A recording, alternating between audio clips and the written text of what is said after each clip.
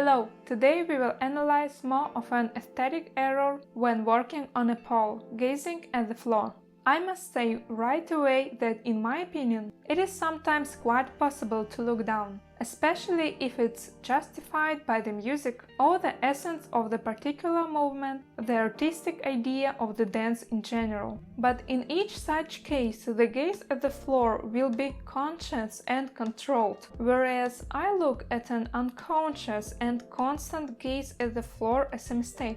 I would like to say that this mistake is natural, because we were taught from the childhood. Look at your feet or watch where you're going. And of course, it's okay to study the floor around the pole in advance. If there is anything laying around, maybe something needs to be removed, for example. It's also logical to check the floor around the pole before each attempt of a new element or combination if there is an opportunity for something new to appear on the floor. For example, if children or pets may come running. In this case, first look around, make sure it is safe, and then do a static starting position already looking straight, and follow the direction of your gaze until the final position. However, if you are training where no new objects can appear on the floor, then there is no need to lower your gaze for safety. Avoid even glancing at the floor for a short time, such as before performing a trick,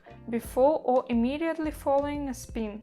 The second reason of looking at the floor is an apparent artistry. This is especially true in lyrical, dramatic music, because lowering the gaze often accompanies certain emotion, for example, sadness, modesty, shyness, or apathy. However, this does not mean that you need to constantly look at the floor. If you have already developed the habit of looking down while dancing on the pole, then retraining it with one phrase, "Don't look at the floor," is very difficult. Therefore, I recommend two ways.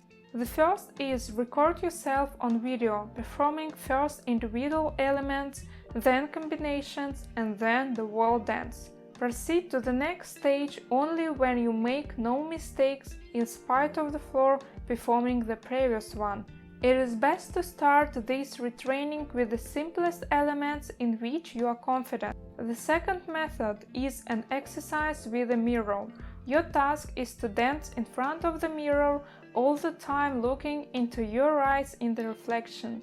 Of course, if you walk around the pole, do a spin or turn, then you will not be able to look in the eyes all the time, but try to minimize the aversion of your gaze, each time quickly transferring it back to your eyes in the mirror.